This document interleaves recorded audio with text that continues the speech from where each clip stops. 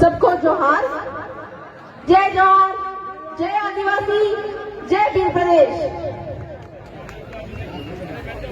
यहाँ उपस्थित हमारे गणवीर और नर-वीरांगनाओं को मैं बहुत बहुत जोहार करती हूँ। साथ ही यहाँ पे उपस्थित गांव के गमेती पंच पटेल और मेट कोटवाल को भी बहुत बहुत जोहार करना चाहूंगी। थोड़ा सा वक्तागण डिस्टर्ब कर रहा हूँ मैं। भाइयों जो खड़े हो आप इधर आ जाओ, और जो आप लोग ऐसे आस-पास बैठे हो थोड़ा आगे खिसको। ऐसे एक स्लोगन बहुत जोर शोर से चल रहा है कि बेनेश्वर की 80% जमीन जो है वो आदिवासियों के नाम पे होनी चाहिए। पर मेरा ये कहना है कि पूरे भारत भर की, ना सिर्फ बेनेश्वर की, पूरे भारत भर की 100% जमीन आदिवासियों का होना चाहिए। ये मैं नहीं कह रही हूँ, ये माननीय सुप्रीम कोर्ट का 5 जनवरी 2011 का जजमेंट कह रहा है कि 8% आदिवासी ही इस भारत के मूलवासी है, एबोरिजिन है। और ये 80% जमीन की जो बात हो रही है वो तो हम लेकर रहेंगे। कैसे लेकर रहेंगे? ये भारत का संविधान, इसके तहत हम अपनी जमीन लेकर रहेंगे। हम ये बोलते हैं कि जल जंगल जमीन हमारा है, पर कैसे? मैं आपसे पूछना चाहूंगी कि आदिवासियों का जल जंगल जमीन कैसे है? हम बोल तो देते हैं, लेकिन हमको जल जंगल जमीन पे अधिकार जमाने के लिए किस तरह से लड़ाई लड़नी है ये हमको जानना पड़ेगा।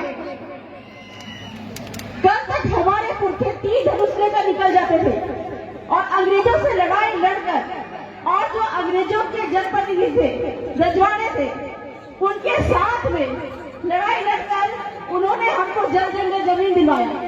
लेकिन आज हमको यह लड़ाई कागज और कलम से लड़नी है और अपनी जानकारी से लड़नी है।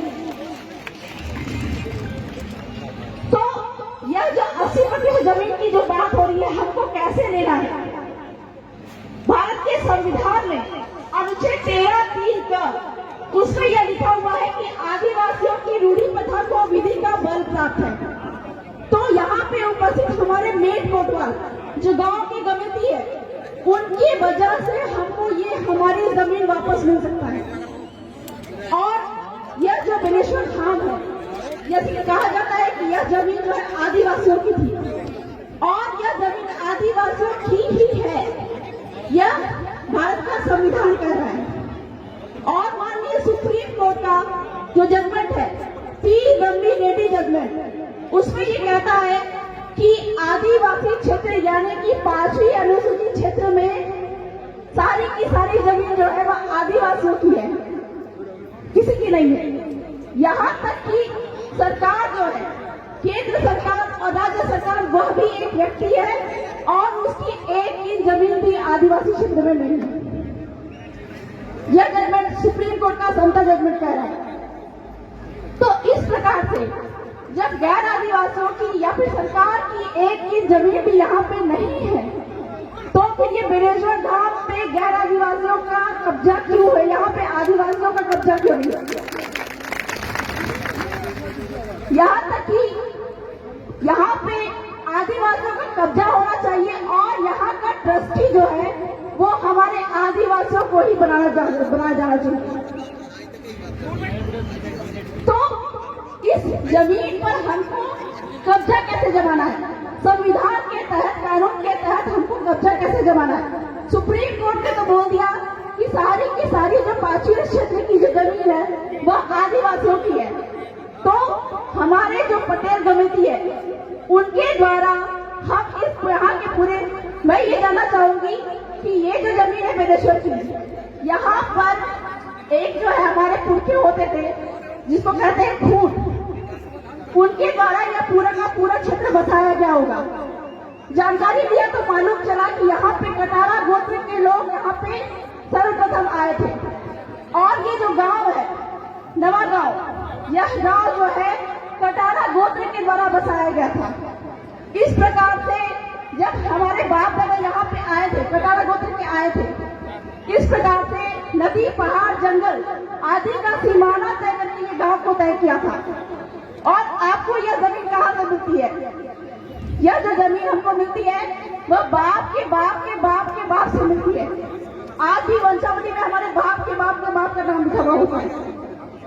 जब इस जमीन पर, जमीन के दस्तावेज पर हमारे बाप के बाप का नाम बसा हुआ है, लिखा हुआ है, तो यहाँ की खाली पड़ी जमीन जो है वह किसी और की कैसे हो सकती है, सरकार की कैसे हो सकती है? जब पूरा का पूरा गांव हमारे बाप दादा ने बसाया है तो इस जमीन पे भी आदिवासियों का ही कब्जा होना चाहिए। और कलेक्टर महोदय बाध्य है कि इस जमीन का पट्टा आदिवासियों के नाम पर ही करेंगे। ये मैं नहीं बोल रही हूँ, आपके राजस्थान टेनेंसी एक्ट और राजस्थान लैंड रेवेन्यू कोड जो है वह बोल रहा है कि यदि गांव किसी अपनी गांव की जमीन को, ठीक है, इस गांव का भी सीमा होगा, इस गांव की जमीन के अंदर में जो गांव मिलकर किसी को जमीन अगर देता है तो वो जमीन कलेक्टर महोदय उसका पट्टा उसको उपलब्ध कराएंगे। लेकिन हमारे जो कलेक्टर महोदय है वह संविधान कानून का उल्लंघन कर रहे हैं। तो इस प्रकार से आदिवासी समुदाय को संविधान के अनुच्छेद 13 का उपयोग करना आना पड़ेगा, क्योंकि आदिवासी आज जाग गए हैं। और इस प्रकार से संविधान का उपयोग करके हमको न सिर्फ 80% बल्कि 100 का 100% जमीन यहाँ पे हमको चाहिए।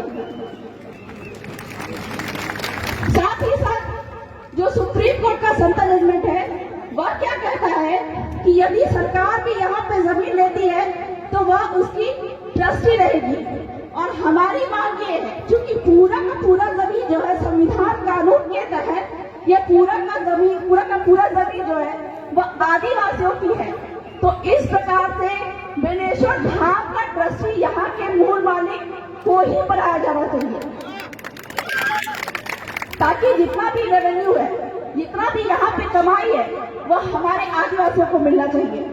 साथ ही साथ में सुप्रीम कोर्ट का समता जजमेंट ये बात भी कहता है कि आदिवासी क्षेत्र में अगर यहाँ पे किसी कंपनी या गैरों के द्वारा जमीन का अधिग्रहण किया गया हो तो यहाँ पे जो भी व्यापार रोजगार है वह यहाँ के स्थानीय आदिवासियों को ही मिलना चाहिए।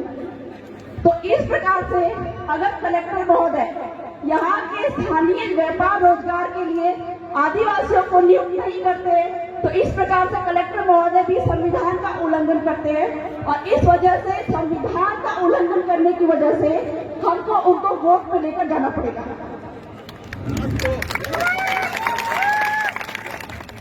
तो बहुत सारे वक्ता है, मैं बहुत ज्यादा तो नहीं बोलूंगी, बोलने के लिए तो बहुत सारी बातें हैं, संविधान की बातें हैं, कानून की बातें हैं, जिसके तहत आदिवासियों को अपने जल जंगल जमीन पे कैसे अधिकार प्राप्त हो सकता है, ये सब की जानकारी बिल्कुल हो सकती है लोगों को। लेकिन चूंकि वक्तागण बहुत है, इसीलिए मैं अंत में यही कहना चाहूंगी कि अपने हक अधिकारों को संविधान में लिखित जो कि हमारे बाप दादाओं ने हमको देकर रखा है, ठीक है, अंग्रेजों से रजवाड़ों से लड़ाई लड़कर हमको ये अधिकार दिलाया है, इस अधिकार को हर एक लोगों को जानने की आवश्यकता है, जिससे कि न सिर्फ 80% बेनेश्वर की जमीन बल्कि पूरे का पूरा भीड़ प्रदेश की 100% जमीन भी आदिवासियों के नाम पे हो जाए। जय जोहार, जय आदिवासी, जय भीड़ प्रदेश।